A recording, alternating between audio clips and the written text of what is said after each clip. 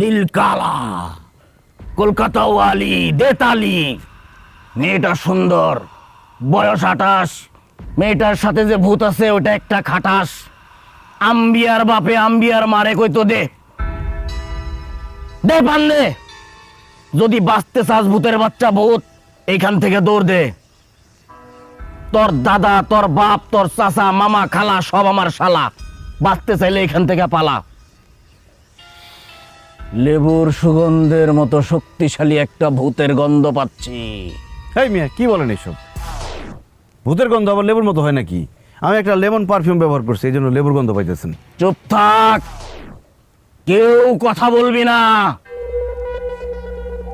এই ভূতের বাচ্চা ভূত, তোর নাম কি? বল, তোর নাম কি? বল। টাকলা খা। কি বললি?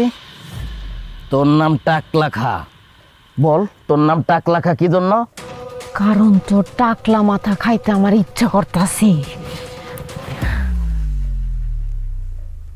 তোর চকচকা টাকটা আমি খামু। এই খবরদার, ফালতু কথা কবি না। তুই জানোস আমি কে? জানি, তুই একটা গাধা।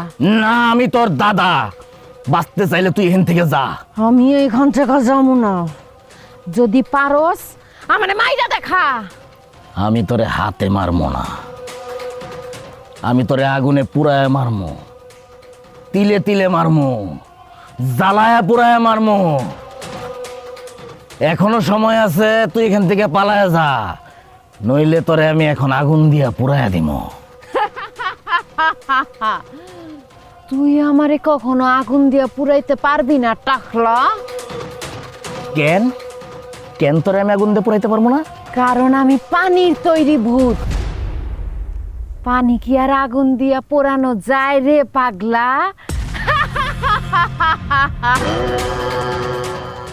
ওরে বাপ রে বাপ, অনেক। আমি 42 বছর ধরে এই তান্ত্রিকের কাম করি, আমি আজ পর্যন্ত পানির তৈরি ভূত পাই নাই। আমার মনে হয় এটা মার্কেটে নতুন আইছে। আমি পারবো না, আমার মাফ করে দে।